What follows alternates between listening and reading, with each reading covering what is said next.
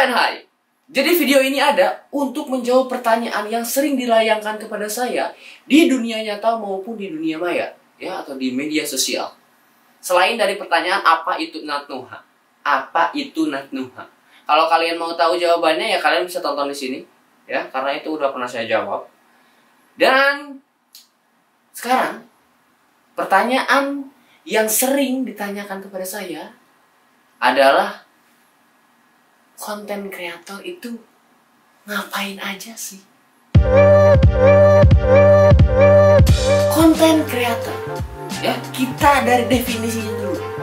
Konten kreator itu adalah ya pembuat konten, ya. Kreator tuh ya pembuat, kreator, kreasi, orang yang berkreasi, dan konten itu adalah konten atau materi. Tapi di sini saya berjabarkan, ya, bahwa konten kreator itu adalah seseorang yang membuat materi, ya, yang membuat materi dalam berbagai bentuk dan dinikmati oleh banyak orang atau dikonsumsi oleh banyak orang. Dan kontennya itu atau materinya itu bisa bersifat entertain, edukatif, atau bahkan hanya sekedar informasi, tapi dibuat dengan konsep. Ada juga memang yang tidak dibuat dengan konsep. Ada juga yang udah mengalir aja gitu. Tapi kayaknya ya, konten-konten misalnya kalau kita lihat di media sosial itu mereka ada konsepnya. Minimal ada temanya gitu. Kalau misalnya video-video doang jarang mungkin disebut konten, atau memang konten yang disebutkan itu ya konten ngasal mungkin, atau disebutnya konten ya just video seru-seruan aja gitu. Konten kreator itu sendiri banyak sebenarnya jenisnya, ya, banyak macamnya.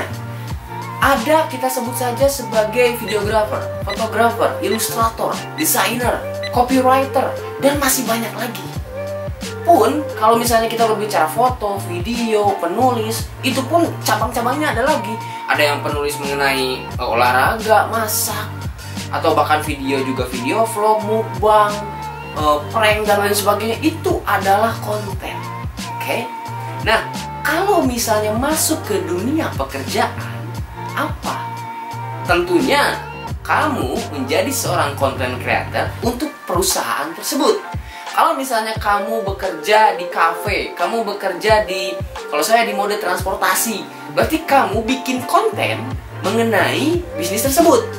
Nah, kontennya apa? Tergantung kamu menjadi content creator apa di sana. Apakah kamu menjadi desainer, menjadi videographer, fotografer, atau bahkan menjadi copywriter, ya. Kamu menulis blog-blog, menulis artikel gitu di blog, di website, dan lain sebagainya. Jadi banyak sekali yang dikerjakan. Dan setelah dijelaskan seperti itu, masih ada pertanyaan yang muncul, apa? Oh, cuman post foto doang. Oh, cuman bikin video doang. Hey, tidak seperti itu, ya. Contoh, kita ambil salah satu contoh saja, yaitu penggarapan konten music video. Nah, music video ini berarti kita menggarap sebuah audio visual. Berarti ada dua objek media gitu, yang mana kita ngebahas audionya, yang kedua baru videonya. Nah, yang saya lakukan misalnya, ya, saat misalnya kita mau bikin music video, audionya berarti kita harus mencari lagunya dulu. Contoh cover lah, ya, cover. Kita cover lagu, berarti kita harus mencari dulu lagunya apa. Setelah itu kita bikin instrumennya. Pun kalaupun tidak bikin, mungkin banyak juga yang free di YouTube. Tapi kalau misalnya kita berbicara mengenai yang bikin, berarti kita bikin dulu instrumennya. Kita harus rekaman dulu gitarnya, atau misalnya dilengkapi dengan yang lainnya. Kalau misalnya ada drumnya, ada musik-musik instrumen yang lainnya juga, itu harus direkam dulu. Setelah itu kita harus tagging vokal, oke? Tahap selanjutnya kita mengeditnya di sebuah audio, di sebuah software audio, yang mana itu juga membutuhkan waktu, ya. Kita harus menyesuaikan antara instrumen satu dengan instrumen lainnya. Lalu kita juga harus menyesuaikan instrumen dengan vokalnya. Terus kalau ada yang fals-fals sedikit, ya mungkin kita edit lagi biar tanda kutip sempurna lah gitu. Singkat cerita, beres lah audionya. Tentunya karena kita bikin konten music video belum beres dong. Lalu kita bikin videonya. Apakah setelah ini langsung saja audio beres, langsung syuting video? Tentunya tidak. banyak sekali proses yang dilewati dalam membuat videonya. Contoh, pertama kita harus mencari lokasi syuting dulu, atau biasa kita sebut dengan reki. Ya, kita cari tempatnya, kita survei tempatnya, setelah dapat baru kita bisa syuting di waktu yang kita tentukan. Nah, setelah itu saat kita syuting, yang kita harapkan itu misalnya tempatnya cerah, ya. Tetapi pada kenyataannya itu malah hujan untuk kita syuting. Berarti kita harus memikirkan berbagai cara untuk tetap melanjutkan syuting tersebut. Apakah kita mencoba menangkal hujannya, ya? Kalau mau bawa pawang hujan itu juga bisa, bawa Mbak Rara, tapi mungkin biayanya cukup besar. Atau tidak kita mencari yang sedikit agak indoor yang tertutup oleh hujan. Nah, dan juga biasanya kalau hujan itu cuacanya gelap, berarti kita juga membutuhkan lighting. Terlebih lagi kalau kita di tempat yang tidak ada listrik, berarti kita harus mencari lighting yang portable menggunakan baterai. Ini begitu sangat-sangat merepotkan. Tapi bukannya ini menjadi males ya, tapi maksudnya ini penjabaran dari ya bagaimana itu membuat sebuah konten.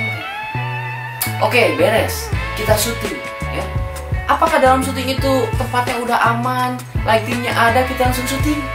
Ya, tapi di dalam syuting tersebut kita harus menentukan angle-nya, kita harus menentukan adegannya, terlebih lagi kostumnya, make up-nya, propertinya, banyak sekali yang harus kita sediakan, yang harus kita siapkan untuk membuat konten tersebut. Kita skip lagi, beres. Oke, videonya selesai dibuat. Ya, setelah itu kita tinggal pulang berarti ya. Kita tinggal ngedit audio dan videonya. Nah, kalau kalian juga mau lihat beberapa video mengenai behind the scene saya khususnya ya, kami juga di Tangga Art, kamu bisa lihat di sini lah ya. Ini ada koleksi-koleksi behind the scene project-project yang kita buat, yang pernah kita buat, maupun itu musik video ataupun film. Ini bisa kalian cek aja di sini. Bagaimana repotnya membuat sebuah konten music video atau film. Lalu ya videonya sudah selesai, kita pulang, beres itu langsung di capture ke komputer. Oke, setelah itu mulailah tahap selanjutnya editing. Ya. Nah di sini kita pokok utamanya adalah menggabungkan audio dan videonya. Ya. Bagaimana audio dan video ini selaras dan sesuai dengan skenario yang telah kita buat. Setelah itu kita potong. Singkatnya sudah selesai dari awal sampai akhir. Sudah selesaikah? Tentu belum. Videonya biasa kalau saya itu menggunakan flat profile. Berarti harus adanya color correction dan juga color grading. Yang mana perbedaan kedua ini menjadi sangat penting bagi saya. Mungkin ada beberapa orang yang tidak penting atau bahkan yang syutingnya udah langsung dengan profil standar atau yang mereka inginkan, jadi nggak usah ada editing lagi. Kalau saya itu biasanya edit lagi dan menyesuaikan antara footage satu dan footage lainnya, karena biasanya ada beda-beda cahaya sedikit, ya harus kita naikin atau kita turunkan. Jadi satu file-file itu harus kita bener-bener rinciin gitu, harus kita lihat satu-satu gitu. Jangan sampai ada yang bocor, jangan sampai ada yang miss, jangan ada yang discontinue ya, atau misalnya jumping scene. Jadi kita bener-bener harus detail, dan itu juga membutuhkan waktu. Dari sekian banyak itu, coba kalian lihat, ini baru satu konten video, music video. Ada audio dan video yang digabungkan, kurang lebih bisa saja menghabiskan 3-7 hari mungkin untuk satu konten. Dan kamu masih menanyakan gitu aja. Tidak semudah itu. Itu baru di music video ya. Banyak lagi seorang desainer logo, mungkin seorang ilustrator, bagaimana mereka menciptakan warna, bagaimana mereka menciptakan komposisi, bahkan menciptakan gaya-gayanya, style mereka ya, supaya punya karakteristik masing-masing dari setiap kreatornya. Itu perlu difikirkan. Itulah pekerjaan content creator, dan saya sebagai content creator bekerja seperti itu. Maupun itu bekerja sebagai pribadi, di organisasi, ataupun sekarang di pekerjaan ya. Di tempat saya bekerja sekarang, yaitu saya sebut saja di Urban Travel, yang mana itu fokus di mode transportasi, yang mana di dalamnya ada ekspres, ada rental, dan sebagainya juga. Tentunya yang nonton ini juga banyak sekali content creator yang mungkin pasti beda-beda dalam membuat kontennya. Kalau saya mengamati sih seperti perbedaannya antara video dan misalnya bukan videografer, videografi dan juga sinematografi. Dua-duanya sama-sama video, tapi ada perbedaan yang cukup mencolok menurut saya. Bedanya seperti apa? Nextnya nanti kita akan bahas mengenai videografer dan sinematografer. Mungkin kalau videonya udah muncul, kalian bisa lihat juga di sini di atas, langsung aja diklik di kartu atas. Content creator pun menurut saya harus lebih terkonsep aja, biar mungkin hasilnya juga lebih bagus, hasilnya lebih terasa, dan lebih to the point lah intinya gitu ya. So that's it, content creator. Gimana? Ribet? Sebenarnya enggak, kalau kamu sudah terbiasa. Dan jangan bertanya lagi, content creator itu kerjanya apaan sih?